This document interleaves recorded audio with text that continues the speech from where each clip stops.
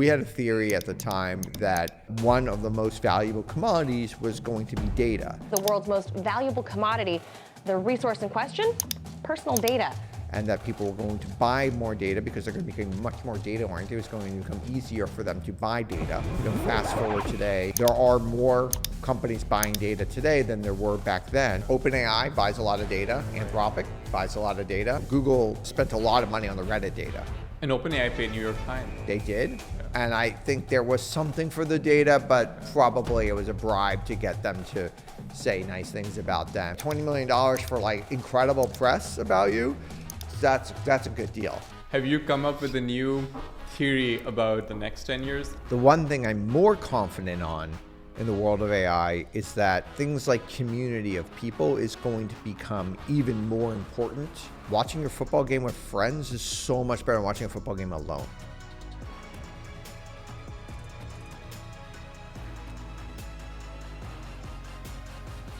Auren, welcome to the show.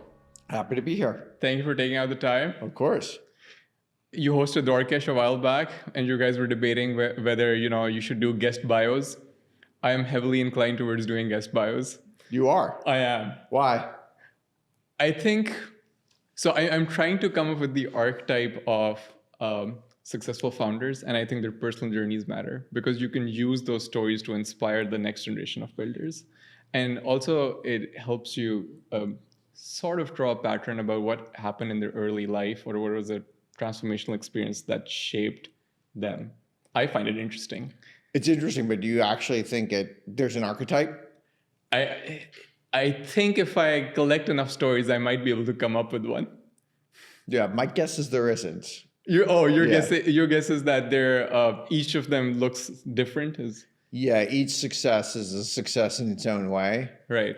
And that, if you had to map out, I don't know, the 300 traits that matter in an entrepreneur, maybe there's one trait that's somewhat common, which might be persistence. And then the next trait might be 25% of them have, and then start dropping from there. Yeah, I don't know that there's like super common traits that they have. Oh, interesting. Well, we'll still get into it. Yeah. So tell me more about where did you grow up and what did your parents do? Were they entrepreneurs? How did you catch that bug? No, not really. No, my parents were like kind of, we always had money troubles growing up. And so grew up in random suburb in New York. And so, probably, so money was like something we like thought about. And then, but I was always inspired by like entrepreneurial stories growing up, and started a business in junior high school, which ended up being like, for at least that era, very somewhat successful. And then started another business in 9th grade, which ended up paying for my college. Who were like the entrepreneurs at the time that inspired you, and how did you discover them? At the time it was, often they had these like kids magazines in elementary school and junior high school and high school. Right. And they would often like profile some kid. It was usually some kid who ended up like getting like, all these, was able to get all these computer games for free because he built a business or something. And so those were kind of somewhat inspiring. And I actually got into like baseball cards, but I didn't get into baseball cards because I was into baseball. I got into baseball cards because I thought like it might be fun money. I got into baseball because I got into baseball cards. And then later started like a household chore company, kind of like a temp firm for high school students. And that made enough money to pay for most of my college. Do you think in hindsight college was beneficial? I think college was super fun, and I learned a lot about myself in college. Yeah. So, did I learn a lot in the classroom? I wouldn't say I learned a lot in the classroom, but I made some really great friendships. I had a lot of fun. I learned a lot about myself. I changed a lot in college as well, like a lot of people do. Now, could I have learned that going to the military, doing many other things, probably, or getting a job, potentially? It would have been a slightly different experience. College is a very carefree. And then for me, it was very carefree because I didn't have to get a job my first 3 years because I was able to pay for it through my work. And so I didn't actually have to work. So I could actually have fun. I could drink beer. I could do other things you're supposed to do in college. And so, yeah, and it was great. And I never cared about my grades, which was also great. So I think for people who care about their grades, I got a C- on one of my math classes. And I used to think I was pretty good at math, and I was mostly just like drinking and not caring about it. But still became an engineer, even in spite of that. What kind of engineering did you? I did what was then called industrial engineering and operations research. Today they might call it like data science or something. And Interesting. So it's mostly math, statistics, probability, some software, but you had to do like all the core engineering stuff. At the time, electrical or computer science would have been more popular to take up, right? So what was the decision that went into choosing that? Yeah, it was well, I didn't really know that much about computers when I was in high school. Oh, right. Yeah, I didn't have a computer, and we couldn't afford one. So, I mean, I used like the computers in the school for like desktop publishing and things like that. And I was like, for the high school newspaper and things, but I never knew anything about programming or anything like that. And so I didn't kind of come in thinking I would want to do something with computers. I just liked math. And I liked a lot of other subjects like history and stuff, but I thought those were pretty easy to teach yourself. But things like engineering, physics, things like that, I thought were more difficult for me to teach myself. So those 4 years were exploration time for you, in a way. Yeah, right? Yeah, and we ended up running out of money at the end of my junior year. I misbudgeted junior year of college, so I started an internet company because that's what I knew to do to pay for my last year of college. What was that company? We did consulting. So we basically built like corporate intranets, and then it would end up being successful enough to pay for my last year of college and do a few other things with it, and it was really cool. I started with a buddy of mine. Was entrepreneurship always driven from the need to make money for you in the early days? I don't really think so. I think it was because I think there's lots of better ways to make money per se. I think it was more, there's certain types of personalities that are less employable. So I worked at a frozen yogurt store after 8th grade, summer of after 8th grade. And I thought I was the most best employee of the frozen yogurt store. I was very high on myself. I was by far the youngest person who worked there. Did they also think that? Well, so then there was a point where they decided to promote some people to become assistant manager, and I wasn't one of the people promoted, and I quit because of it, because I was confident that I was the best person and should have been promoted. So, there's just people who are just not always that situated and suited to be a good employee. Why do you think you weren't promoted? Well, I was by far the youngest, and the owner of the store, who was a relatively young guy, a very nice guy, he sat me down and he said, look, if I promote you, other people are going to quit because you can't really be their boss because you're like 3 years younger than them. And by the way, I was 14, I probably looked like I was 12 or 11. And so, this is just like not, it just wouldn't work, which, he's probably right. Yeah. But I was like, well, I'm the most qualified. I'm the best.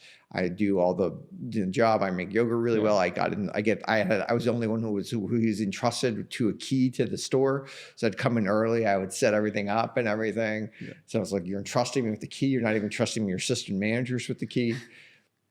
Do you think age and experience matter? Experience is certainly helpful. Right. But it also could have you unlearn things that aren't that helpful. Yeah.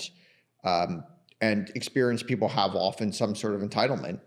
They don't want to do certain things that are hard to do, or they don't want to work certain hours. They don't want to do other types of stuff. They've already done it, right? I've already done that. I don't want to do that again, right? So sometimes they can be really valuable, but also sometimes they can be, their skills are overrated. And if things are changing fast, their skills are very overrated. I'll come back to this, the hiding and identifying talent part, because I think I was talking to Rafi and he mentioned you've been exceptional at succession planning. And I want to understand what that takes. I wouldn't say I'm exceptional at any of those types of things. So yeah, I even reading your blog post on spinouts actually helped me understand you.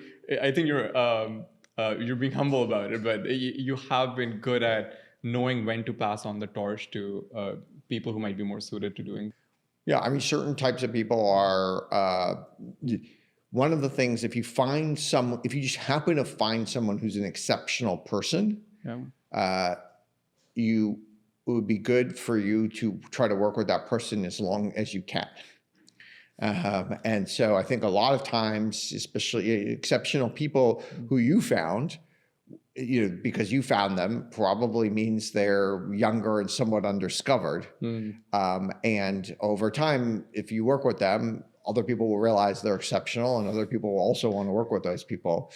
And so the way to work with that person for longer is to make sure, usually exceptional people are optimizing for growth and they want to grow faster.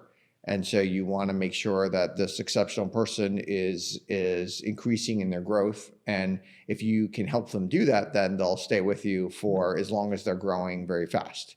And so one of the ways that you can do that is by giving them more responsibility. That usually is a way to accelerate your growth, is by increasing the rate of the chance that you're going to fail.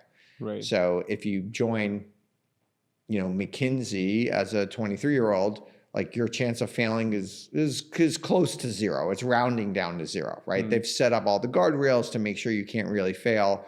So it's going to be harder to grow in a situation like that. Even if you're an exceptional person, you're going to have to really do a whole bunch of things, because part of growth is trying things that are hard where your chance of success isn't super high.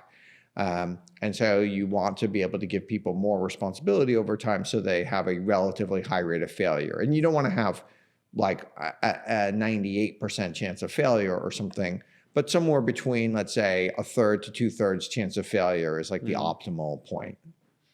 This is for exceptional talent within a company, or just any young talent? Anyone who wants to optimize for growth, which I think should be most people, but anyone who wants to optimize for growth needs to have a relatively high failure rate. 2/3. How did you come up with that number? I think somewhere between 1/3 and 2/3 is like the right, in that bound is a good, and it's always hard to know what the failure rate is, a priority, right? But most jobs is probably like under 10%. So it's usually you're not putting someone in a position where they're going to have like a massively high failure rate or something, right? Most jobs are like the opposite. They give you way more scaffolding. They do lots of other things. They make it really hard. There's lots of bureaucracy. There's lots of other types of things that are out there. So if you can just give somebody a little bit more, a little more autonomy, but also just a little bit more area where they can work under the curve that they can work under that they weren't having before. That's super interesting. With Ben, and you wrote a blog post that you debated this with Ben Casnocha on your podcast, what you know matters more now. And then you wrote that blog post about 4 or 5 years ago, if I'm not wrong. But you were thinking in the podcast, maybe you should update your sort of take on it. I think it's been a year since you hosted him. Have you changed your mind on it in the age of AI? So just on if we take a step back, so there's this trope who you know matters more than what you know, right? And people have been saying this all the time. Even when I was a kid, people would say this all the time. It's not what you know, it's who you know. And I think that was true in the 20th century. I actually don't think that was really true in the 1500s. I think it was what you knew was really important, and to survive and to thrive, et cetera. And then at some point it did become who you know. And if you think of the jobs that were the most important jobs in the 1980s, they were kind of the who you know jobs. And the preeminent job in the 1980s was the investment banker. And the investment banker is essentially a who you know job. They basically put two what you knows together and they take a vig on the transaction. Right. So that is what investment. And then you have lots of other types of who you knows, the real estate broker, anybody like that was often a who you know that's out there. At some point, the preeminent jobs became what you know jobs. And so the investment banker morphed into, the hedge fund manager or something. And the hedge fund manager was definitely much more of a what you know than a who you know. Now, both are important. No one would say what you know is not important, otherwise you don't need to go to school at all, right? And who you know are important. The question is, where should one focus? What should they focus on, et cetera? And so at some point, let's say some point in the early 2000s, it switched, and what you knows, I believe, became more important than who you knows, partially because it was much more easy to discover the what you knows. So it used to be that what you knows were hidden, and then the internet came, and it was easier to figure out who was the preeminent, petroleum engineer or something, right? And then you can go find that person, and they could make more money, and they weren't. And so they started the what you knows, the salaries of the what you know started rising pretty dramatically. And even just engineers started getting paid more, right? So you have all these other kind of scenarios where, we see today the AI engineers getting paid all this stuff, right? These are clearly what you knows. They may not know anybody, but they're getting paid a lot because of what they know. So then there's a question of will AI change this? Because AI is good at what you knows. And then, so Ben had a belief that maybe AI is going to change this. I haven't thought about it enough to really know whether it is. I would say if I had to evaluate it today, I would say it's still better to be a what you know than a who you know. But it's hard to know 10 years from now. And like everything in AI, it's really hard to know anything. So I change my mind about everything AI related almost every week. So it's very hard to know all these types of things. By the way, who you knows is still important, and it's obviously still important in your life. I know my neighbor. And because I know my neighbor, I get invited over to dinner, and it's very nice. And if I didn't know my neighbor, I wouldn't get invited over, and I wouldn't have good interactions with them and their family. So that is very important for my life that I know them. And if I didn't know them, I wouldn't have this great, interaction with them. So who you know is really important, and it's in social important. And professional life. Any type of, if you just want to talk about any type of fulfillment, it is always important. But in your career, I think it is less important than it was in the 20th century. What category would you put the venture capital job in? I would say the venture capital job is probably largely a what you know, who you know job, not a what you know job. Is it what investment banking was back in the 80s? Yeah, in a way. Yeah, that's probably right. And then, if you think of the venture capitalists versus the private equity person, well, the private equity people on average make at least 10 times as much as the venture capitalists, maybe 50 times more or something on average than the venture capitalists. And so, and they're definitely much more of a what you know than a who you know. So just go. So the investment banking hedge fund sort of analogy is now like in the venture capitalist private equity. Yeah, exactly. That's how it's transferred. Yeah, if you're a very good connector, right, it probably doesn't help you that much to be a private equity person. I mean, maybe still in fundraising it does, but it probably doesn't help you that much actually get returns. Right. Whereas in venture capital actually will help you get returns. Right. So some jobs are still who you know, right? Sure, for sure. Absolutely. And obviously there's still investment bankers, there's still real estate agents, there's still, lots of other things. But who you know is still important, almost every job. Oh, every job. Yeah. Still important. 100%. It's just a question of the relative importance. Yeah. When was the earliest you changed your mind about it? Because you started off doing businesses in 8th or 9th grade, right? And you're hearing in this entire time that who you know is like extremely important, and in that era probably still is. Well, I don't know that I really ever thought about it. Right. Right. I didn't really ever think about any of these types of things. And lots of people give you lots of advice when you're growing up. And when you're a kid, you usually think most of it is, dumb or whatever. You don't really listen or you're not really, because it's some fuddy-duddy older person that's giving this advice. You don't take right. seriously. Yeah, exactly. So you don't really know. By the way, when I was a kid, I didn't know what a venture capitalist was or something, right? You don't know these types of things until later on. On that, ever since college, how did you choose what ideas to pursue or what businesses to work on, put all your energy towards? There's no rhyme or reason. I mean, sometimes I think people focus on things that are just interesting to them at the moment. It's not always like some sort of deep analysis of what, and certainly not an optimization function of what one should do. Some people think very long and hard about it. And sometimes it's not that they're intentionally thinking about starting a company, right? But how do you, if you have optionality, how do you evaluate what is something that you should go all in on? Well, sometimes people want to go just do it. They just want this to be a reality. And it doesn't have to be that big, right? It's what do you do in your life? Where do you go to dinner, right? You have thousands of options where you go to dinner, but you're I just want, a burger tonight or whatever, right? Right. And then I want to try this new burger place or, whatever it is. Yeah. So it's people make decisions for lots of different reasons. And if you over-optimize everything, it just becomes very, very hard to go do. You don't, as you progress in your career, it is important that you think about it a little bit more, because as you progress in your career, you have many more options. Right.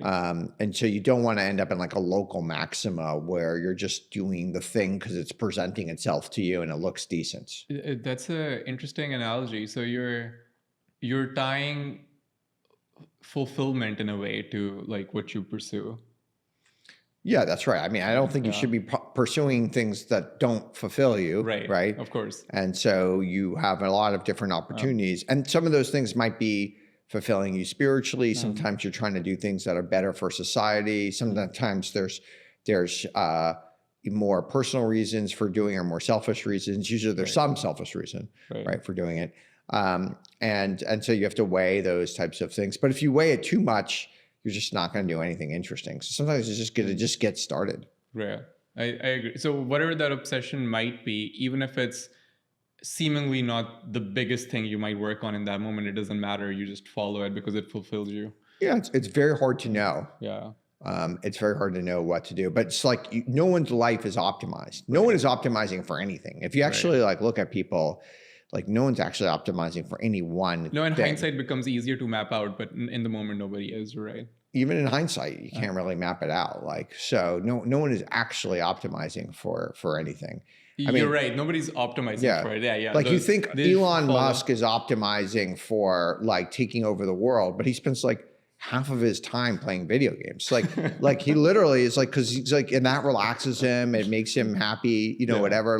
You would never play all these video games if that's all you want to do. But people are complex people. So even the most ambitious person you can think of, somebody like Elon Musk, they're complex people. They have social lives. They do other things. They like to have fun. They like to hang out with their friends. They're not no one is an optimization machine. Right. Yeah, no, that makes sense. Okay, so given that, later on in your career, you get more optionality and you do have to be more mindful of the choices you make. How, walk me through the founding of Safegraph, because at that time you would have had probably more opportunities on the table, given the decent exit at LiveRamp. Yeah, I think you just, sometimes you just end up doing something. You don't even know why. Oh, interesting. Yeah. So I don't think that's just you're just working on something. It's kind of fun. You're working with some good people. You get into it. It's just one in front of another. Yeah. I don't think people always are super intentional about everything they do. And the question is just are you enjoying it? So is it fun at the moment? I think too many people, if you think of and I don't know if our audience can see this here, but there's kind of a there's kind of two different curves you can think about. So there's one curve where you start at the short term. So this would be time over here. So there's one curve where you start at the short term and then your long term. And so a lot of people, what they do in their life is they optimize for the midterm. They do everything possible to optimize for a midterm. So this is like, I don't really want to be a lawyer, but I'll go to law school, right? This would be someone, and well, that would give me some optionality, and I could, even though I don't really love the law, I'd go do it. And I don't like it. I don't really love all these things, et cetera. So there's a lot of people who are doing things. They think they're optimizing for longer, but they're really optimizing for the midterm. And they are doing what they're supposed to think they're supposed to be doing, which is like the marshmallow test. They're delaying gratification and not having a good time and not enjoying the short term. That, I think, is not a good strategy for one's career or one's life. It's very important that one actually has a good time and they like the short term. The short term is very important. I and agree. in some ways, they should do everything possible to under-optimize the midterm. Right. So they should like the short term, and then they should have some sort of eye on the long term. So the curve really should look more like a U, where you're really optimizing for the short term, you're not really sure what the midterm is, and then you have some sort of sense of the long term. So instead of going to, law school, you decide to start a commune in the middle of Africa or something, whatever. Because that's something that interested you. Yeah, whatever. You're like, I'm going to start a communist commune or something, whatever. Like, whatever it is that you're going to go do, and I'm going to have fun. And you learn a lot through that, and that like helps you end up, doing something else over there. Just doing what everyone else is doing things you don't think are good, but just look good to other people is, I think, problematic. And of course, we're all humans, so we all spend a lot of time doing things that for the benefit of what we think others will perceive us at. Right. So that is what humans do, but you want to have as little of that as possible. So it's either make short-term decisions or with some sense of long-term, but never midterm decisions. Yeah, midterm decisions are generally bad. And the classic person who's ambitious is generally making mostly midterm decisions. What's another example where, you're making the short-term decision because it satisfies some immediate, I mean, it could be when you're deciding what to do. You have a few different options, and one of us is like, well, I'm going to work with some really great people who I love working with. Right. I don't really know where it's going to go, and they're not paying me as much, or whatever. But it doesn't look as good as my resume. But like that is probably a better decision. Like, I'm going to learn from them. It's interesting. It's fun. You're going to have way more fun. Yeah, because of that. Yeah, exactly. There's something that might come from that type of thing. As long as you're not miserable, something will come of it. Yeah, I mean, and obviously, like, you're probably not going to be miserable on any of the options. Right. So, I mean, people are usually like today work is usually pretty good for most people, especially people who are like relatively ambitious, smart people. Like, you're going to get a job that is like, not, fine. Pays decently. And also like, with decent people and good colleagues. And so, so it's really a question on the margin of like, am I going to have more fun over here? Am I going to do something that's interesting? Are they going to push me more? Are they going to, if I want to work hard, are they going to work hard? Right. All these other types of things. Oh, that's interesting. I'll take a picture of that graph and maybe post it. And basically, I would say just don't do things just to build your resume. Yeah. So these are just generally things like if there's like, and that's really where probably the brand comes in. So eschewing the brand, like I would have the brand be worth less in your head. Interesting. So Safegraph was just short-term project on that horizon or on that graph where, you were working with. We had a theory about the world. And for some ways that theory really didn't turn out to be true. And we started something and then that led to 50 other things. Can you tell the audience more about Safegraph? Sure. Yeah. I mean, Safegraph is just a data company that sells data about physical places. And we had a theory at the time that I think when you're starting a business, it's important to have a theory about the world that where the world is going that not necessarily, where most people, at least most smart people, don't think is true. So when we did LiveRamp, our theory was the number of vendors, technology vendors that a company would be growing dramatically. And at the time, most people thought that was not going to be the case. There was all these slides, these logo slides of all the different vendors that people had, and everyone was predicting consolidation. It's just too much. And we were thinking, no, it's going to grow at least another order of magnitude, maybe 2 more orders of magnitude. And because of that, you're going to need a way to integrate all these vendors.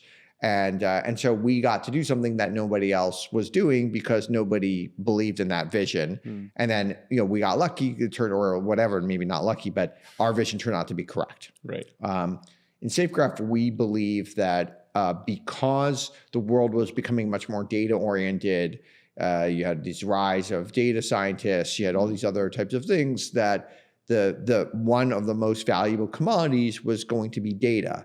And that people were going to buy more data because they're going to become much more data oriented. It's going to become easier for them to buy data. And at the time, there wasn't a ton of companies buying raw data.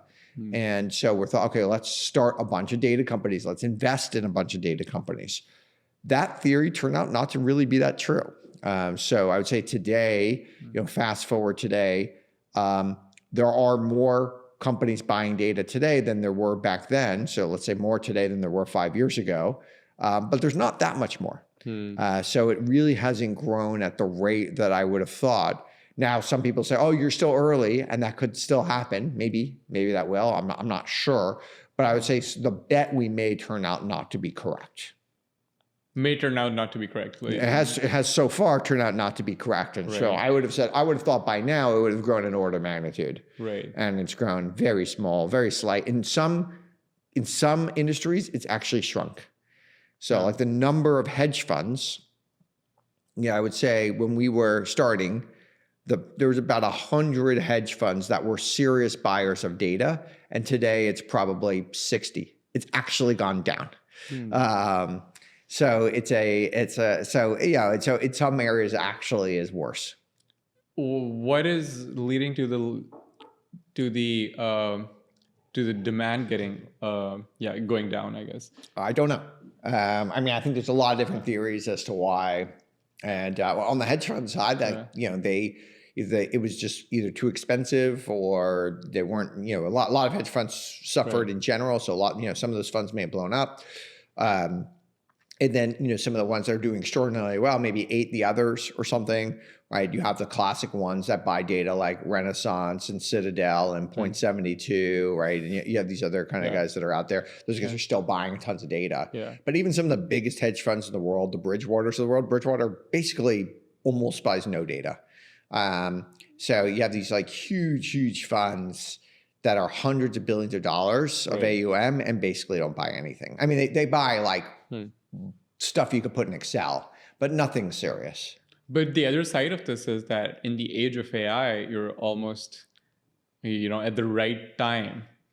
Maybe, but the number of buyers is still small. It's like the biggest AI labs. OpenAI buys a lot of data. Anthropic buys a lot of data.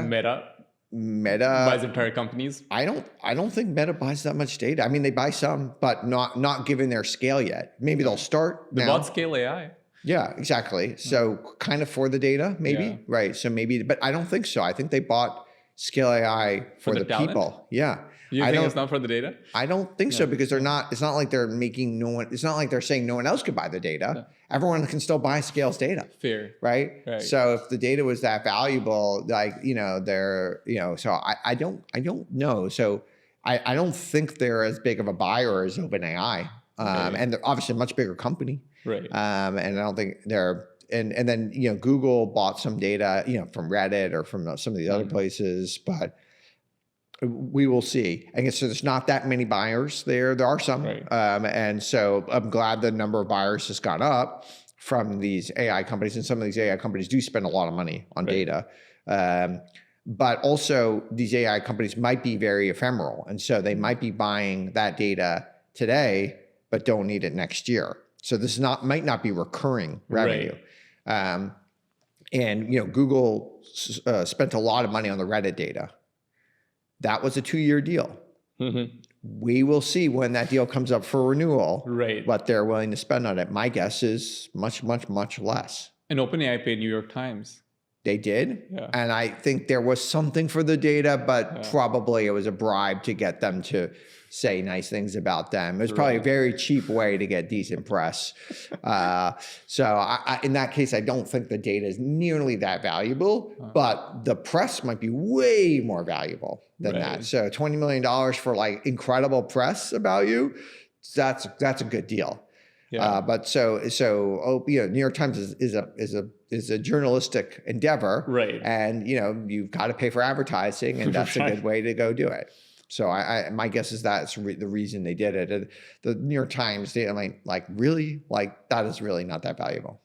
Have you come up with a new theory about, or are you in the process of coming up with a new theory about the next 10 years? In the world of AI, it's very hard to know what is going to become valuable and what is not, and what one should do and what one shouldn't. The one thing I'm more confident on in the world of AI is that some things like community of people is going to become even more important. It's an area that is like an actually real personal connection, in-person personal connection, other types of personal connections where people really feel they have a community is going to be an important thing, at least for some people. There'll be some people where maybe they get their community from the AI or something. I agree with you. Maybe it's going to be like these two different ends of the spectrum where, half the people have those AI meta friends, which they're very happy with, or the Grok, friends that they're very happy with. And the other half are like, we're going to completely detox. We're going to leave our... Well, I don't know detox per se, because I still not detox, but they would want these moments, these weekends where they're fully present and, they enjoy and just like being with your family, having friends come over your house, coming over for pizza. There's one thing, it's like people like to watch a football game, but watching your football game with friends is so much better than watching a football game alone. 100%. I mean, it's just like, it's not even 2 times better. It's like 2,000 times better. Yeah. Right. 100%. And so, these things are just things I think people just have to kind of come to understand over time. These are probably deeply human things. Yeah, they're deeply human. Yeah. Now, creating businesses around that are not always that easy to do. In many cases, communities are like bad businesses to do. It's not like, I don't know, like your church is not necessarily like the best business in the world. I mean, in some cases they are pretty good businesses. It's a great business. Yeah, in some cases they are. So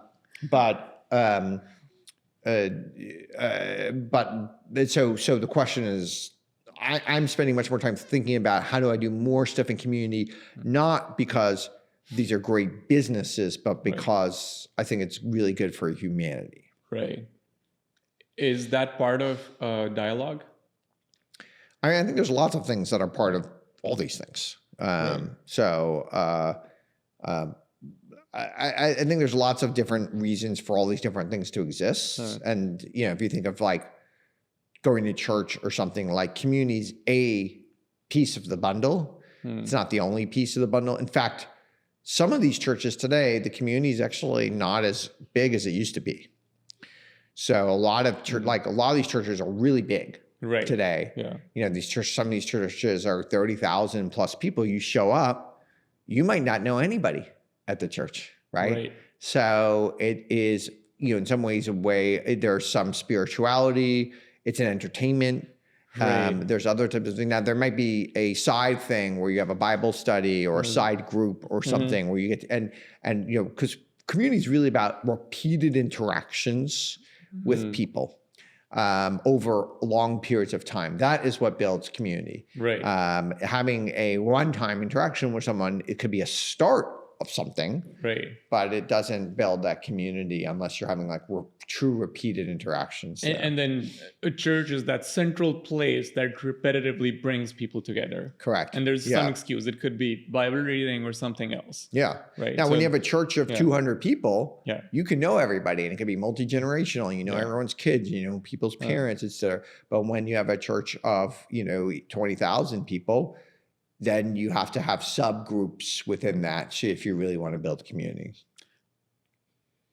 you also have a community part to your podcast, right? Yeah, exactly. Yeah. We have a group for data leaders. Data leaders, okay. Yeah. So, Tell me the origin story of the podcast. When did you start and why? And again, no good reason, just like to do it. And so, and so some of these things, podcasts. So podcast is not it's for, except for a very small number of people, it's not a good business. And especially for our podcast is called World of DaaS, DaaS. There's no business. In fact, we don't even take advertising, right? So it's not a business at all. It's just kind of like, well, I wanted to go do it. Now I called it World of DaaS because I wanted to justify to myself that I was doing this for business and not just for my own personal fun, which is really what I'm doing it for. Right. But because of that, and so some of the podcast is about data, not all of it.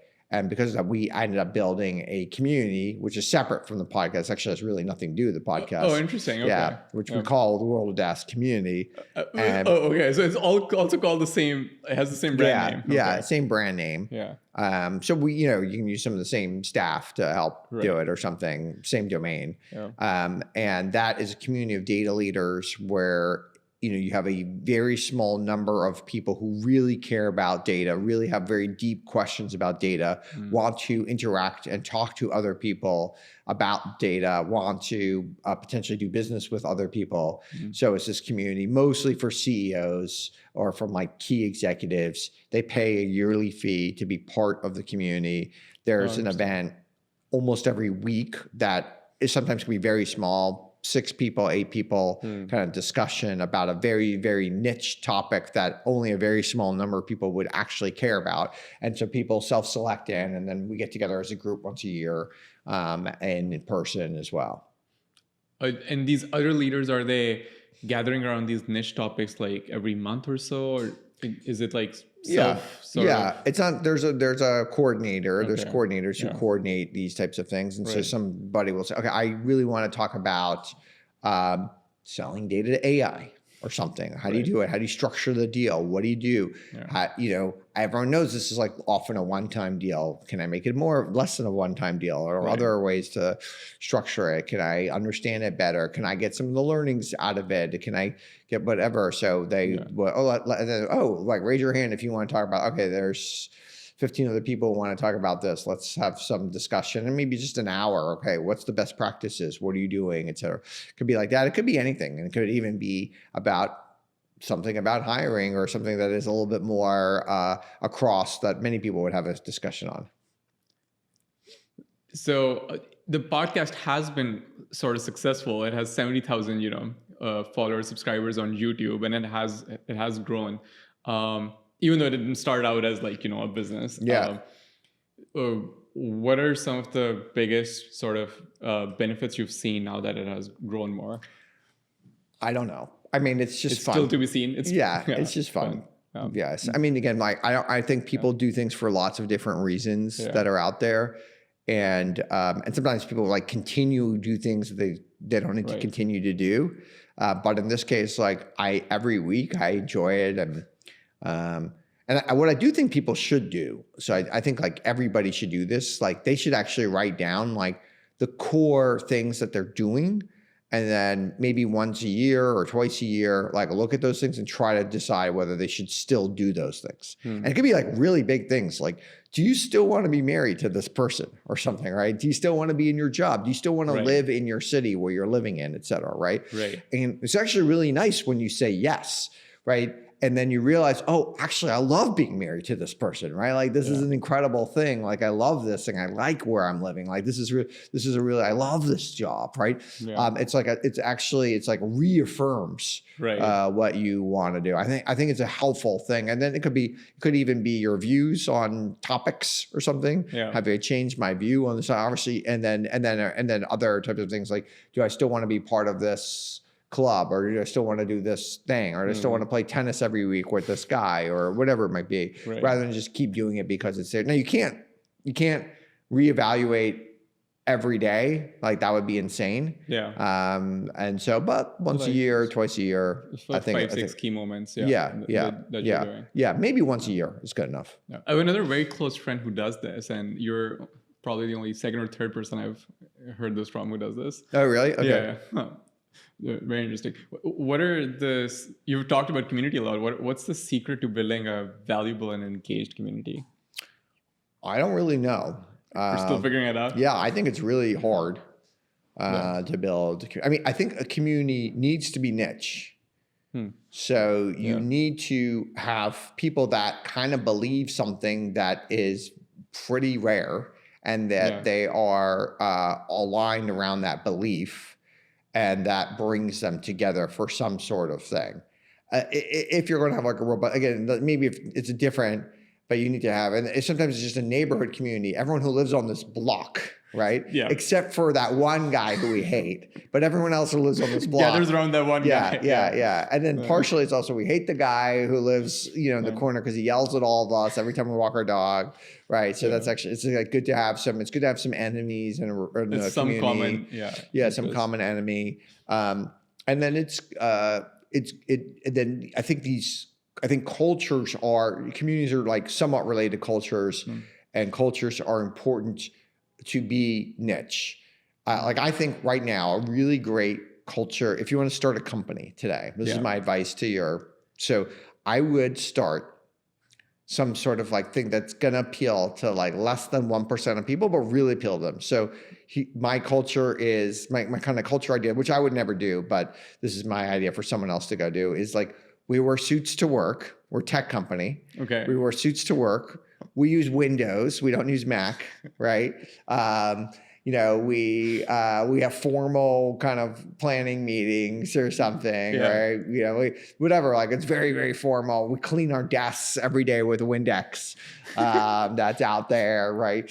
We do calisthenics in the morning or something. Like just something like there's probably like 0.5% of people that would just love to work at that place. Yeah. And what I think what most people start doing is they start making compromises in their community because they want to bring in extra people or they want to go do things. And that is really what kills it, because they try to be like all things to all people. Yeah, that's fair. As we were talking about community, you've written another interesting blog on insiders versus outsiders. I read it the first time you posted it. I think it's called Naval versus Nirav, right? Can you share more for the audience who might not know? Sure. I mean, I think there's a question of, there's lots of ways to be successful, and there's lots of different archetypes of people who are successful, and some people are more the outsider and some people are more the insider. And some people are more the insider internally who wants to be the outsider. Some people are the outsider internally who wants to be the insider. Usually there's some sort of tension there. And then some people even can switch. It's hard, but some people switch between them. And so in this particular case, I talked about two people who I know, who I think highly of, one of which is more the consummate insider, one of which is more the consummate outsider. And they've both been incredibly successful people. In fact, they both kind of used to work together with one another and had some tension with one another, and kind of discussed about through those two archetypes what it is and what is, and then kind of being true to yourself. What do you want to be? Who do you want, et cetera? So in that blog post, you make an analysis on, for potential outsiders, potential insiders. And as I was going through it, I came up with, I was like, okay, there have been some updates to that, right? For example, the Auren podcast group, you describe them as people who are in conflict at the time. Before David Sachs was in the administration, right? Where they're in conflict and they're sort of insiders, but they also like debate that and have their conflict with that. Updated analysis, are they now insiders? I don't know. I haven't thought about it enough, but I can tell you that. So one of the people I talked about in the blog post is Mark Andreessen, who everyone will know of, and Mark kind of was an outsider. Like he grew up in rural Wisconsin and kind of didn't really know anybody when he came to Silicon Valley.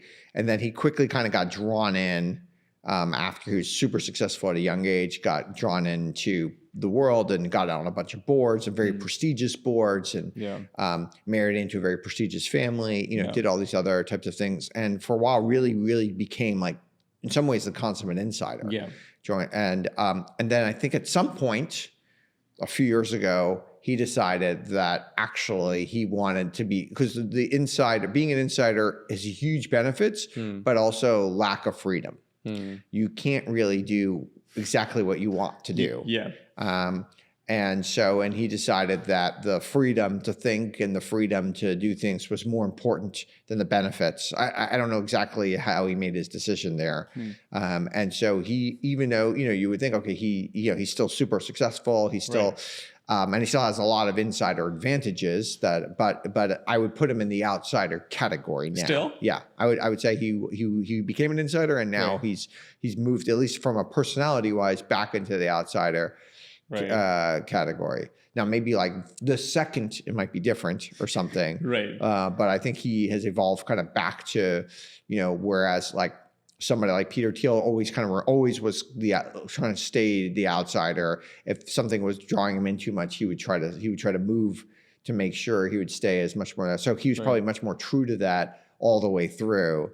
And then other people are different. Now, of course, you still get insider benefits and you still get invited to like cool things. Right. And you get, and then, but you have to decide sometimes when you have these benefits, like, well, that comes with some sort of way that you can't say the thing you want to say or do the thing you want to do, et cetera. And then you have to decide at some point, like, if that's worth it.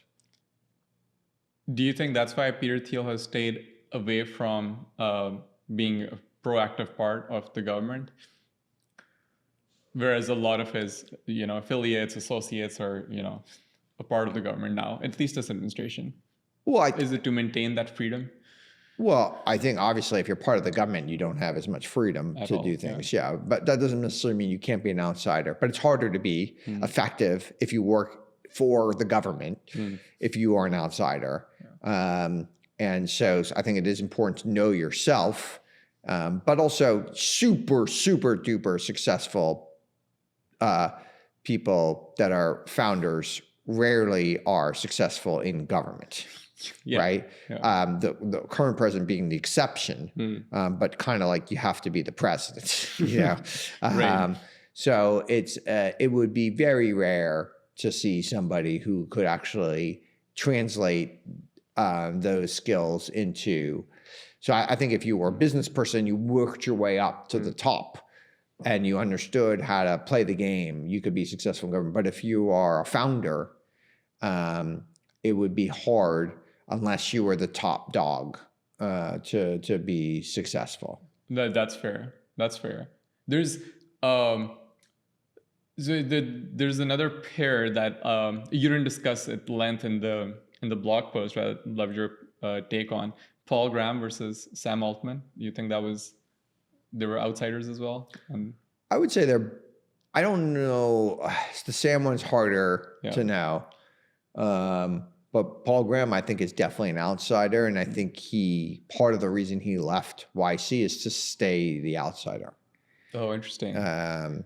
And so if he was more, right now, YC is much more of an institution. Yeah, that's what I was going to say. And there's only so much outsider you could be if you're running a bigger institution, right?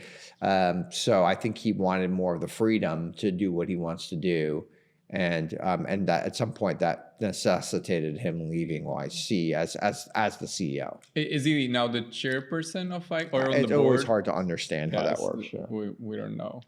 But the chairperson of a company is also an interesting role, and you have that role now at Safegraph.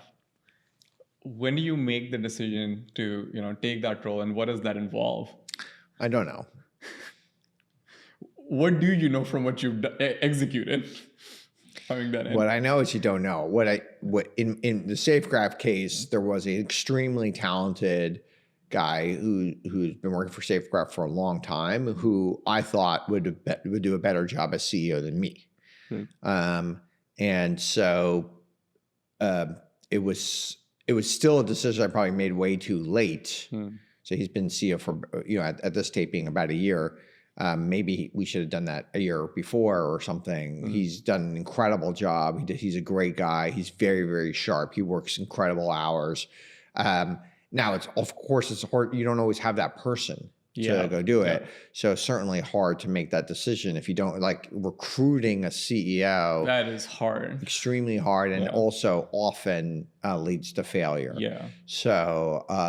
So in this case, it was a much easier choice because I knew who that person was. And did spend a few number of years at the company. Correct. Yeah. So I guess promoting from within is probably the more. I think more people should promote within, just in general. Right. I agree. Yeah. So I think most people should not hire executives in their companies. Is it cultural preservation? No. I think that's helpful potentially, but because obviously people look up to their culture cues, not down. Right. So it's a lot easier to hire new people at the entry levels for cultural preservation. Yeah. But I think it's very hard to hire talented executives. Talented and hungry both. Yeah. Yeah. Like really great people that would want to work for your company. Like, why would they want to work for you? Yeah. And so it's much easier to work, again, and kind of going back to what we talked about earlier, it's much easier to promote someone to above their ability in a way, right? Yeah. And then maybe surround them with some executive coaches and other types of people. You can rent great executives, but I wouldn't buy the executives. So how has your role evolved in this chair position a year in now? What do you spend most of your time on? I mean, we run a holding company where we hold and we start different companies, Safegraph being one of the companies that we run and hold. But there are many, many other companies that we started. In some cases, we own 100% of them. Some cases, we own a much tinier minority of. And we start new companies all the time as well. And so part of what I do all day is kind of help the companies that we started and then start new companies. The 0 to 1 stage. 0 to 1. Yeah. Okay. On the starting. Yeah. And then of course, also I'm at Flex Capital. We do seed stage investing. So we do quite a lot of seed investing. We're now probably the biggest seed stage investor. Yeah, 100 checks a year or something, right? Our goal, that's our goal. We're kind of on pace this year to do about 80 deals this year. That is incredible. Yeah. And we write like 300 to 500K checks. So it's relatively small dollar size, but high volume into a lot of different deals. And is there a thesis for the fund or just? Thesis is great founders. That's it. That's the thesis. Yeah. So it's finding great founders and letting them convince us about where the technology is going. What insight they have. Yeah, exactly. Because again, because we're so early, we're investing for 15 years down the road. Right. It's very hard to know about the future. And so they are convincing us about the future. Here's where we think the future is. And if we love the founder, we want to be along for the ride. Yeah, that makes sense. So I guess like all the spinouts that have come out of Safegraph are part of this holding company now. Yeah, the spinouts are, and then we start new things. Right. Yeah. And you start new things. That is super fascinating how it's become an incubator. I didn't realize there was a holding company and that's what you're actively doing. Yeah, and the holding company is called NQB8 or Incubate. Yeah. So that's what that is. I was wondering what NQB8 is. Yeah. Okay, that explains it. Super interesting. And the hardest part of any incubator is finding like super talented people to collaborate with. Is there like no dearth of ideas? There's always dearth of ideas, right? It's always hard to come up with good ideas too, but it's finding the right person to collaborate with about that particular idea. Yeah. It's finding that founder market fit, someone who's also super excited and who then takes their idea and makes it their own idea, et cetera. The talent hunt is the hardest part. Yeah, it's really hard to find that kind of key person or people to really take that to the next level. I was talking to a couple of my friends. One of them ran a deep tech venture studio fund sort of, and one of them at 8VC, and they incubate a lot, right? And I asked them what's the biggest challenge, and there are probably 30, different range of challenges with recruiting. But the number one ended up being, takes 2.5 years to find the executive team, founder, and the founder market fit. That's the hardest part, takes the longest. And after conceiving and proving the idea, which is... obviously sometimes you have to prove it before you find that person. Sometimes you have to prove it after. So these things are hard. But there's some ideas that I've been working on for many, many years that I've been just waiting for the right person to come along and stuff. So do you like another mentor of mine used to use this concept of shelving ideas. You start, ideating on something and with the resources you have, and you check for interest. If there's no interest within the group that you're currently working with, you just put it on a shelf and you... Yeah, I mean, again, like some of the ideas also are not good. But that too, that too. But at least once a week, I'm working on some very new thing and spending a lot of time researching it and looking into it. And sometimes quickly I think, okay, this isn't a good idea. Sometimes I'll think, okay, this could be a good idea, but I'm never going to be involved in it. And then sometimes it ends up, sometimes it's all you can think about. That is an incredible frequency, once a week. Yeah. I mean, at least some part of that week is spending time thinking about something new. Right. And it could be after 2 hours deciding it's not good. This brings me to another framework you wrote about. You have very interesting, by the way, blog post I would recommend to the listeners. A very interesting blog post on types of decision makers, micro time decision maker, short time, long time, and big time. Okay, yeah. I think I got it right. Yeah. Big time you define as the philosophical Peter Thiel types, right, or the Naval types. The long time thinkers you describe as people who are in strategy roles, who take weeks to months to make a decision. Then short time you describe as probably CEOs who have to typically between, or at least that's part of the job, but you have between a few hours or minutes to make decisions. And then there's micro time, which is, the management layer, probably you're making a lot more decisions, or you need very quick reflexes. It could be in the CEO role as well, but you need very quick reflexes. You sort of self-identified into the short time bucket where, you're really good at your zone of geniuses, the hours to, minutes decision making. But ideation is usually probably more on the long time thinking. Would you consider that you're evolving or have evolved since? I mean, I think it is different. But I do think, first of all, people should think about where are they best at in a time frame. And so some people make decisions. It's not, some people could be good at all of them. Yeah. But where are you better than others at? Right. If you think of, this kind of like sub-second decision-making, well, these are like really important for most professional athletes. It's really important for, if you're a professional video game player, it's really important for like improv comedy, right? If you're in the war zone. Potentially if you're in a war zone, it's really important. Yeah. Right. So if you're being shot at, it's probably quite important, right? Again, kind of like an athlete type of thing, right? And of course, younger people are usually better at sub-second kind of decisions. And the if you look at the actions per minute of a professional game player, like they're usually peak in the low 20s or something. 20s, But so that's an important thing. So I've always been, in that case, like I've always been terrible at sub-second decision making. Right. I've always been bad. Always knew I was bad, even like at a young age. Like how did he know to pass the ball to that guy that quickly? Right. Yeah. I just could never do it. And now if I'm like analyzing game tape or something after a couple hours, I could tell you the exact right person potentially to pass the ball to. Yeah. But the fact that LeBron James could just do it in a few nanoseconds is just an unbelievable skill. When he's in the arena, and he literally can analyze the 50 different options immediately and somehow pick like the optimal thing at the optimal rate with the optimal spin. I mean, it's crazy.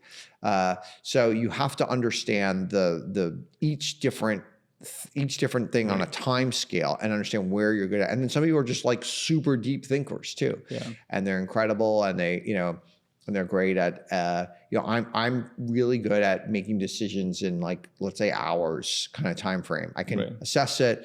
I don't need days. I don't need paralysis. I don't need committees. Right. But I probably don't make the decision in a couple seconds either. Right. So everyone is different. So where would you rank And I think most CEOs are probably in that place, right? Yeah. So. Most CEOs are probably in that hours to days sort of decision. Yeah, exactly. I would say almost all successful CEOs are probably in that place.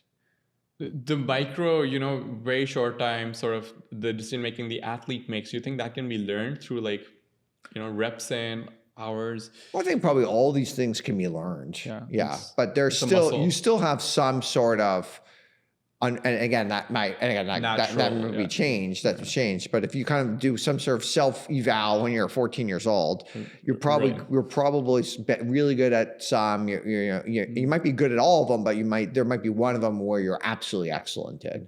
And then it's really okay, there's a certain number of careers that you should be doing based on that. Have you? I'm guessing you do this with the employees you hire. This process is in what roles they would succeed most in. I mean, in some ways, we don't have like a test or anything that's out there. But I think it's important that people self-select in. Right. And sometimes people will be like, "Oh, I really want to do this role," and then you're like, "Do you send them the blog post then?" Yeah, I should. You're like, okay. So I think a lot of people think about themselves a little differently, and they're not like doing a full good assessment of their strengths. Right. So you have to assess their strengths, and based on your strengths, you should. That doesn't mean you can't do anything. Right. Like you can still dabble in other things and do stuff and whatever. But I'm never going to be the guy who has the good witty reply to somebody in a debate. Right. That's something where you need to think very, very quickly on your feet. Yeah. That's not an area where I'm very good at. And so probably shouldn't be putting my position where I'm on some sort of TV news debate show or something. I'm not going to do as well. Right. Because then all the best responses are an afterthought before you're going to bed. Correct. It feels terrible. Yeah, exactly. Yeah. I remember when I used to be part of a debate club. And are you familiar with Model United Nations? Yeah. You're required to be really fast with your responses and be really witty, right? Because you're just modeling these debates where you're going after each other. And that's where I learned. I managed to win some sort of an award, but it was so much against the grain, so much preparation, so much becoming a completely different person to do that. I realized I'm not naturally good at this. This is Yeah. Again, people can get okay at all these things and stuff like that. I would love to. I've never taken an improv comedy class, so I'd love to do it. I'm confident I would never be great at improv comedy. Right. I'm not even funny, so that makes it hard right there. I'm pretty confident, but maybe I could get to moderately okay. Now the question is, should you do things really at all just to get to okay, or should you focus on things where you're going from good to great? And these are always the harder thing. So it might be fun to take an improv comedy class, but I don't have some sort of harboring ideals that I would be ever great at it. That's interesting. Maybe on one of our next dinners, we should have as an icebreaker an improv comedy class. Yeah, I mean, again, funny. These things can be hokey as well. So it's very hard to know. Where would you rank ideation on this time scale sort of standard that you use? In some cases, it is quite good to be able to do it in the hours, because you can get a lot done if you say, I'm going to give myself an hour, and you time box it. You actually can do a ton of stuff in that time frame, right? And then you can go learn a lot. Yeah. And then you can at the end of it, you can make a decision. What you really don't want to do is spend 4 years on something and then decide it's not good, right? That's or something, yeah. And so this is the PhD or something might be working on. So if you're going to do that, ideally it's going to be good. You want it to be good before you start working on it. That's fair. That's that's actually a very good point. You want to get to the truth faster than, Yeah. And most ideas are probably not good. So Yeah, exactly. Get rid of them. another thing, actually, you talk about, was this on the podcast with Ahmad? I don't remember, but you talk about learning more from people who are a step or two below, right? And you like meeting a lot of those people versus, what most people optimize for is, meeting more successful people than you. Yeah. Where did that sort of insight come from? Well, I think sometimes when you're meeting with people who are, above the ladder, you are trying to go in to impress them. And therefore if you want to do a good job, you want to teach them things. Right. Right. Yeah. And therefore they might not be teaching you things. Right. Right. If you meet with someone too below you, they're going to be trying to impress you. So you're going to learn a lot, and you don't have to impress them because they want to meet with you anyway. Right. So you're just generally, that's like a better trade. It seems like I'm going to come out of that meeting learning a lot more than when I go meet with the CEO of General Motors or something. If I go into General Motors, is probably one or two rungs above me on the ladder or something. Like I have to go try to impress her. Yeah. So you're doing most of the talking and. Correct. And that. Yeah. If you're doing most of the talking, you're not doing most of the learning. Yep. Yeah. No, I agree. Okay. That's a great way to put it.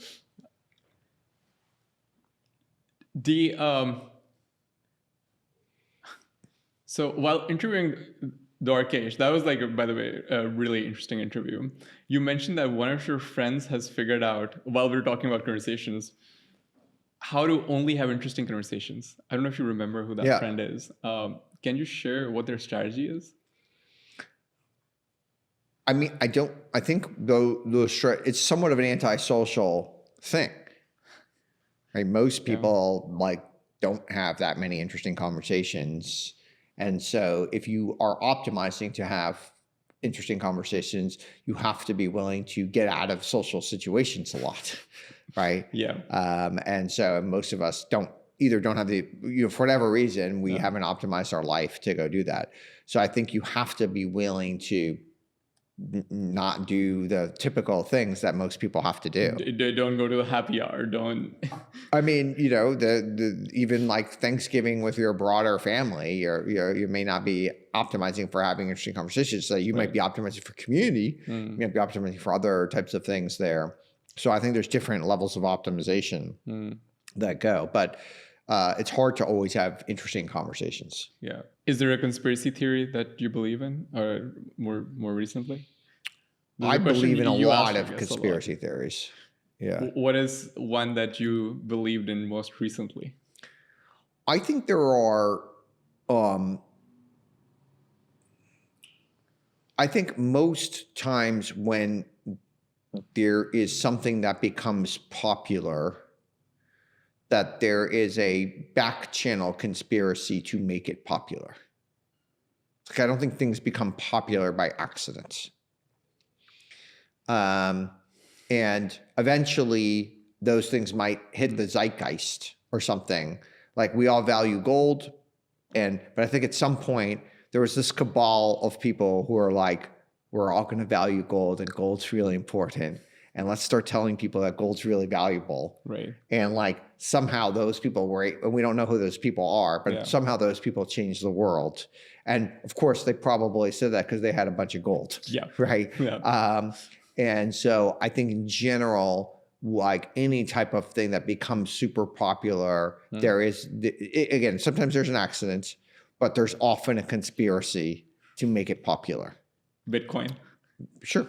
Yeah. Yeah, I would say that for sure. Yeah, that is for sure. Yeah, for sure. Now, that doesn't mean it's not good. Yeah. Conspiracy doesn't mean bad or something. It's a way to understand the world. It's a way to understand the world. Yeah. And then the other thing is that if there's something that's happening and there's some person or entity that is benefiting from that thing happening, they're involved, even if they want to make it seem like they're not. Would it be oversimplistic to say follow the money or follow the money trail if you want to figure out the incentives? Sometimes. Yeah. I think it's very hard to say. Let's say someone is being nominated for a cabinet position. You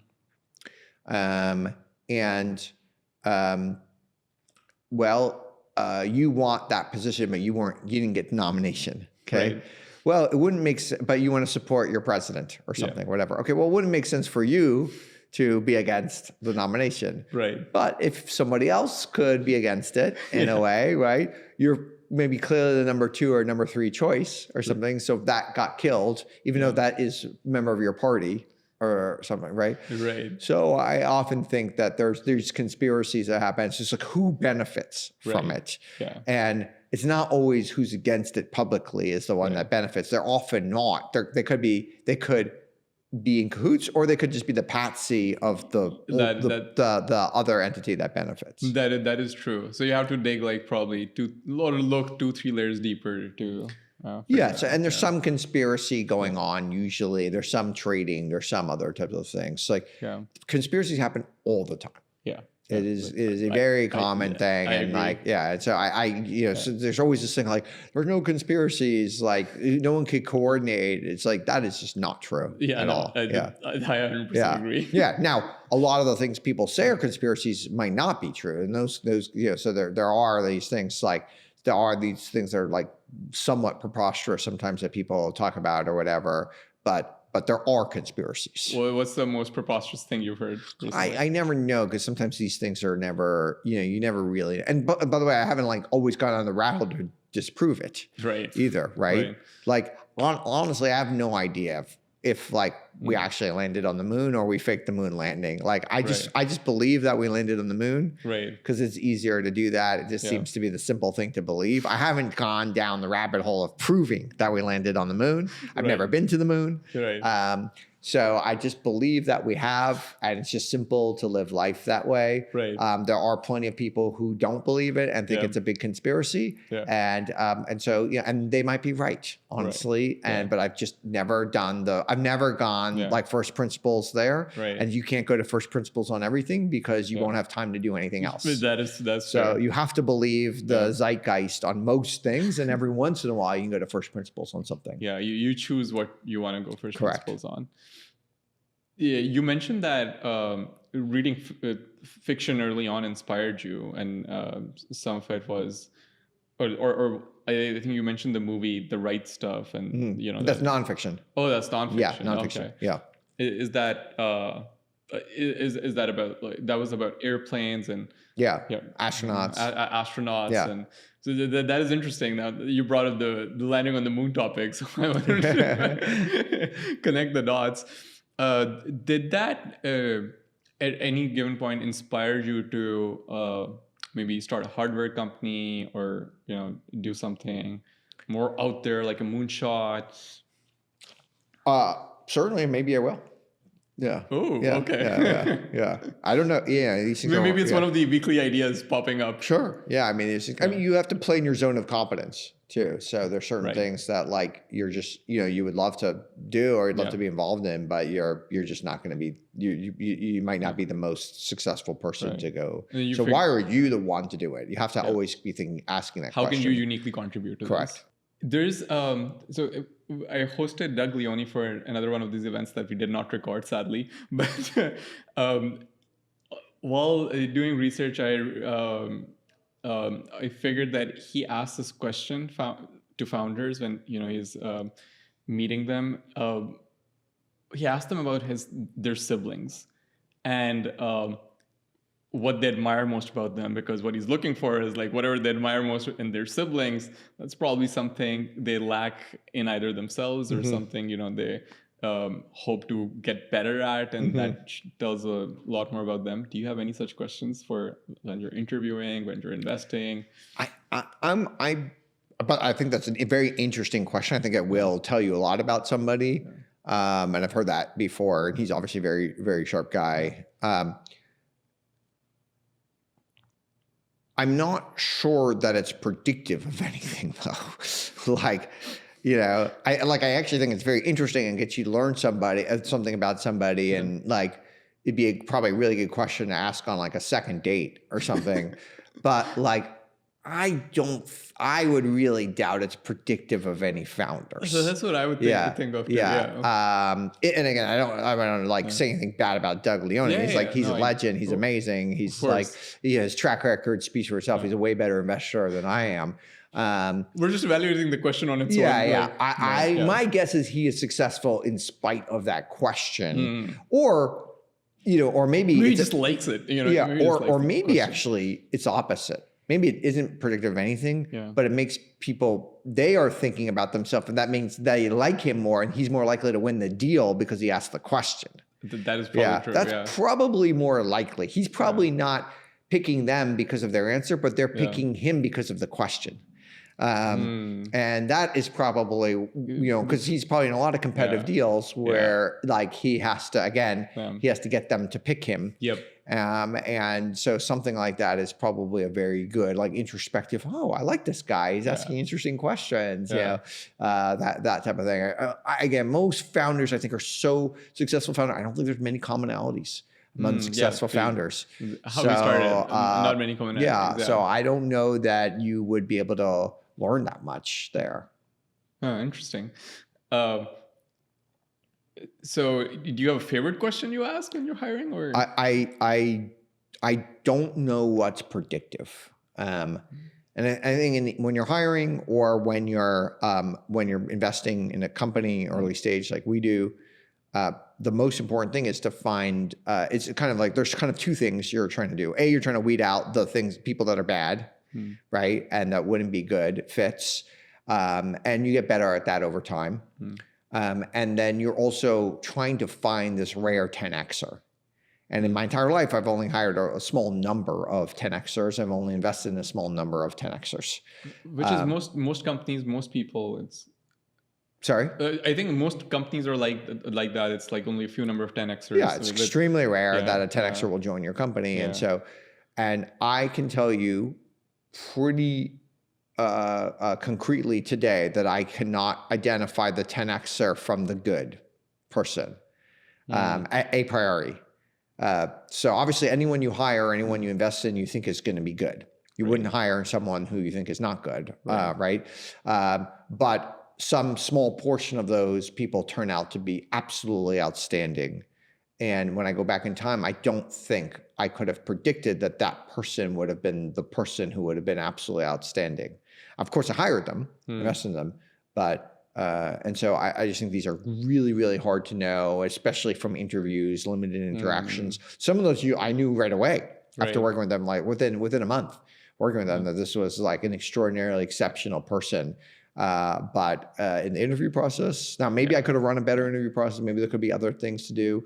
It's possible. Do you think an interview process is like a broken way to hire, to invest, to? I mean, it's hard.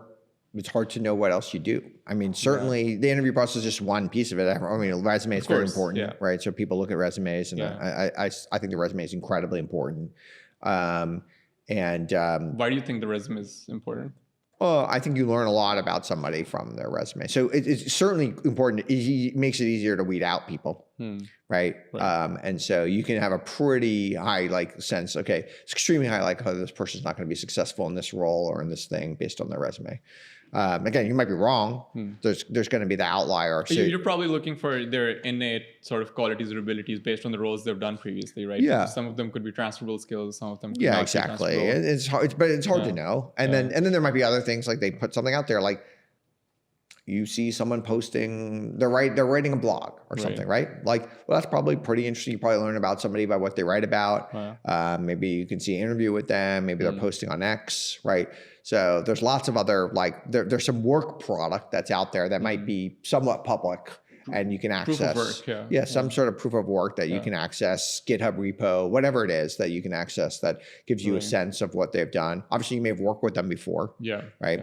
But even there, I have hired people who I worked with before who were amazing at my last company, and I worked with them again, and they were not good. Sometimes they just were, maybe they weren't the right fit for that new culture. But sometimes they changed in their own life. Like before they were younger, they were hungry, they were ready. Now they are optimizing for different things. Yeah. Or people do change. Yeah. I think people are very different. People do change. People 10 years ago are very different from today. And it's very, very different Every person. 5 years. You asked me about my high school, that's a completely different person. That is not me. Right. This person, me as a 16-year-old is very, very different than me today. It's a complete. I'm like distantly related to that person. It's like it's not even my cousin. It might be like my second cousin or something. Like I'm kind of like somewhat related, same family tree, but like it's not me. It's a very different person. People change. I agree. People change, and the rate of change is, I mean, depending on how much time you're spending with them, it's hard to tell, That's right. Yeah. When you're with them, it's really hard to say. Yeah. I was thinking about it. The best determinant for that I've found is there's no way around actually seeing them work. Whether it's founders, it becomes clearer 9 months to 1 year of being in close proximity to seeing them execute. That's right. And obviously, they're not just going to work with you forever, right? Before you hire them. Right? Yeah. And same for people. Usually I found, people who are struggling 3 months in and, you're reevaluating your decision. You give them an extra, you give them six months as I found the right amount of time. And some people think it's too long. But that is when, people start actually becoming very productive. And you might not have predicted that this person would have, become at least a 3 or 4xer, right? When they were 3 months into a role, and it's something just changes 6 months in. And I haven't seen that happen very often, but it has happened. So it's very hard to tell. Sometimes time is the only predictor. But you're right. In most cases, 2 months. And again, it might not predict forever. Yes, right. And also people's level of ambition changes over time. Yeah. So there's lots of different things that just change for people. Why do you think people's level of ambition changes? It changes dramatically. I think because a lot of people get satisfied. So their level of ambition changes because they're actually get satisfied. Or sometimes you think they seem ambitious, but then they have some sort of setback and then they don't need to keep going through the setback. They're ambitious, but not persistent. And it's hard to tell unless they're met with, they're really not that ambitious because obviously, so it's hard to understand. So sometimes they actually weren't that ambitious in the first place, but you didn't really realize it. But yeah, there are people like Elon Musk who are just have like a massive, insatiable level of ambition. But a lot of people, they reach their level. Yeah. I mean, even when you ask, even if you think of Larry Page, who started Google, right? People, he wanted to sell for $1 million. Yeah, I mean, but even whatever. But that's not. But even later, even I mean, the last few years, what is Larry Page doing? Right? I mean, he's obviously a super smart guy, right? And then there's a famous interview and said, what are you going to do with your $100 billion? He's like, I'd probably just give it to Elon. Right? He even realizes he wants to enjoy himself. He has other types of things. I think that's normal. I don't think even someone who's been as successful as him, as smart as him, his level of ambition is capped. Yeah. Yeah. Even though he's one of the richest people in the world. It's very hard to tell what people's level of ambitions are. Because it's very hard. They might say something different, but you don't really know. Yeah. You start to realize when there's a lot of failures. Yeah. And then you could see them if they're plowing through them, if they still want to go through them, et cetera. You start to see it a little bit. But every time you hit a new order of magnitude of success, people start dropping off. Do you think that's a good way of training people just early on, where they're allowed to fail more often, or they're in roles, or early, first 3 months they're in roles where they just fail more often and you can check for persistence? Well, certainly I think that's a way for them to grow faster, as we talked about earlier. Yeah. So I think that will help them. I'm not sure, again, I'm not sure persistence and ambition are completely linked. Because some people are still persistent to reach a certain goal, but then once they've reached that goal, they're satisfied and they don't need to reach the next goal. Right. Like some person wants, they want to just have a good life with a white picket fence, and they want to have, make sure that they have a good family And this is like the American dream, right? Which is nothing. This is a great ambition. Yeah, great backyard. Good. They're happy and then they reached it, and they don't want anything more, and that is great. There's nothing needed there. I mean, society wouldn't function if we didn't have like a good balance. Yeah, correct. So so a lot of people, they reach a level of ambition and then they stop. Now, if someone said, "I'll give you an extra 2x on your salary," they would take it, of course, right? And they still kind of compete in certain things in certain ways and want to get better. But it's different. Like if they're not going to push through the setbacks, they're not going to risk it to do more, et cetera.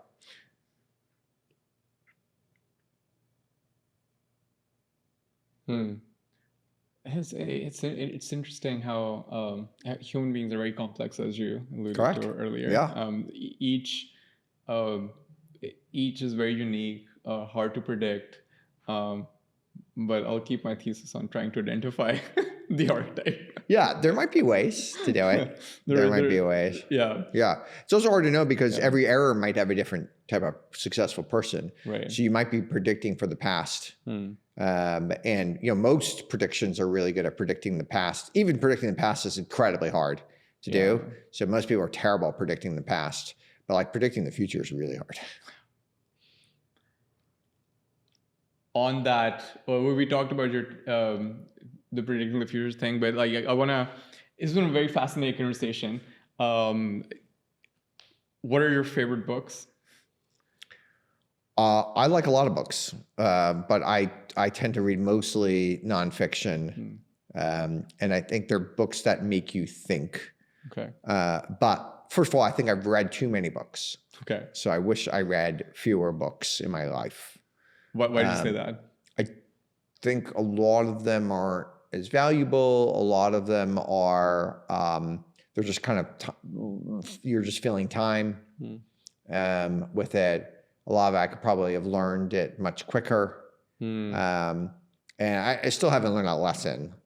I'm reading a book right now about William McKinley. Honestly, I really wish I should just stop reading it. Like, I probably could get the Wikipedia article or, whatever. I probably know enough about it, Would have probably been enough. Yeah, or just a few other types of things. So, there are just certain books that just are enduring. So one book I love is this book called Generations. I think it's by Strauss and Howe. I think it was written in the 90s or something. It's really good. It talks about the arc, and I constantly am thinking about that book. So there's books that just stay with you and have like a new way of you thinking about the world, right, et cetera. And those books are really good. And those books really kind of change the way you think, or they inspire you to do something. It could be a biography which does inspire you to go do something different. What did Generations inspire you to go do? Well, Generations really helped. It didn't inspire me, but it really helped me think about the world in a different way and think about generational conflict in a way that I don't think I'd thought about. I read this book 25 years ago more. And just an incredible book and so I think there's a lot of books like that. Obviously, people are inspired by the Bible, right? Right. So there's there's a lot of inspiring stories. There's a lot of things to not do there as well, right? You don't want to be smitten down for doing something, So there's, the book of Job is like an incredibly interesting story. So there's so many different stories there in the Bible that I think people, that's a classic one that people go to. But there's a lot of different types of books that are out there, that I think are worth reading. But there's also a lot of books that, if you're a well-read person, and there's a point where I was probably consuming 4 or 5 books a month for many, many years at once. And at that point, it's just too much. You're not spending enough time with it. You're not thinking it through, et cetera. What are maybe 2 or 3 other books similar to Generations, which you've, which you think you would go reread, which you think about, which have had a profound impact? But I mean, speaking of Peter Thiel, I think 0 to 1 is just a must-read book. I think everybody should read that book. One of the reasons it's so good is it's so short. right? Right. And I think to the point. It's very easy. You can read that on a cross country flight and really grok it and understand it. Yeah. It's extremely well written. Yeah. Which is we wouldn't expect, right? This is why would you expect something like that? And so the concepts are very easy to understand from it. They're very complicated concepts, but they are explained in a very easy way. Right. You have to spend time thinking after reading it, or sure, yeah. I mean, that specific book I think is a must-read book, and I think it's a must-read to reread. I think it's by far the best business book out there. Right. And so again, like people wouldn't necessarily expect it. I think I should reread it. That's I should reread it too. Actually, now that I'm saying it. Yeah. So I think it's a great. It's a very interesting. So it's an example of a book which I think is going to be there are anecdotes in there which make it hard to be timeless, but the strategies of thinking about things is kind of like, the people read like The Effective Executive still today or something like that. Like there are some things that are still, that will be timeless 100 years from now. People will be reading it. The Effective Executive is another timeless, like sort of non. I mean, I don't know if it still is. So that's I can't remember. I read that book so long ago. But these Andy Grove books and stuff like that. There's probably a lot of anecdotes in the Andy Grove books that are just kind of like so outdated or hard to grok today if you're a 25-year-old or something, right? And my guess is at some point, because there's all these anecdotes in the 0 to 1 book, that might be true 50 years from now or something. But I think it'll still be the timeless book, right? That people will read, and it'll be rediscovered in many different languages, many different cultures, and it is such an important book. Another book I love is called Difficult Conversations. Have you ever read that? No, but I've heard of it. Yeah. It's really good. And this is a book I would actually listen to the audio. Okay. Right. So it's one of the few books, I think the audio is better than and what it does is it basically has difficult conversations and they play you through them. And the nice thing about the audio is you have different actors having the conversations. Oh, that sounds fun. Yeah. And they're talking, and it could be, I want to have a raise, or, you're having problems with your spouse, or the neighbor's dog is barking, or, whatever the difficult conversation is. And they kind of play out the conversation, and they play out the conversation in many different ways. One where it goes really bad, one where it can go a little better, and one where it can go even better, right? And so they replay out the conversation all the way through. So here's the scenario, and here's what the conversation is. And that is a audiobook I think is worth re-listening to every few years as well. Maybe that's the one, we should listen to with our partners. That's a good one to have with your partner, with your spouse. And I gave it to my wife, before we got married. I've given it to most of the people I've hired over the years. Right. I think it's very helpful to have like those type, it's a good framework for thinking about it. And it's also very short too, which is very nice. So I think like the problem with some of these books is just, they're just too long. The problem with this podcast right now, if anyone got to this point right now, they're probably like, what the heck, So these things are just like, so it's hard. You want to have the information as quick as possible to people. Right. Do you watch TV shows or? Oh yeah, I love TV. What are some of your favorite shows that you've recently seen in the last 5 years, maybe? Is it just me, or is the quality of TV going down?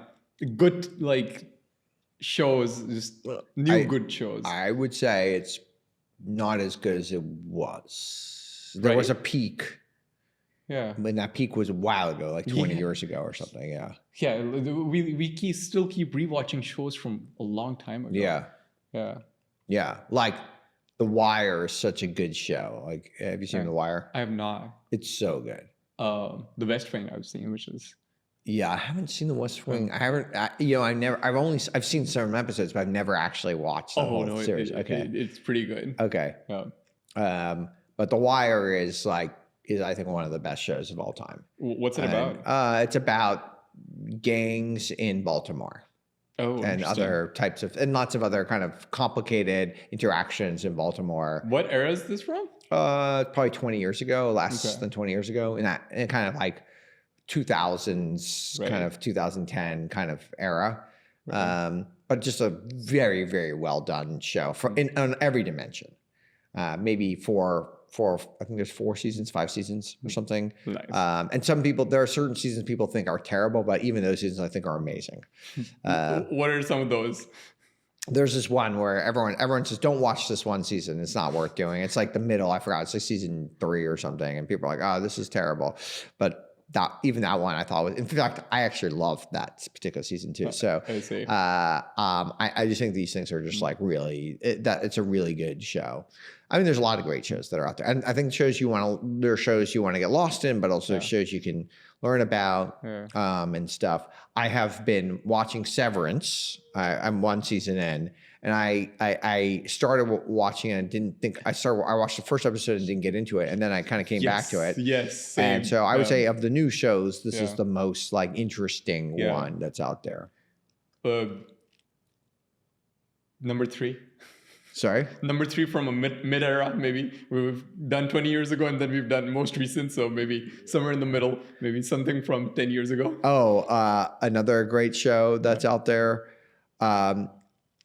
There's one that I think probably most of your audience have never seen, which I like. It's called The Honorable Woman.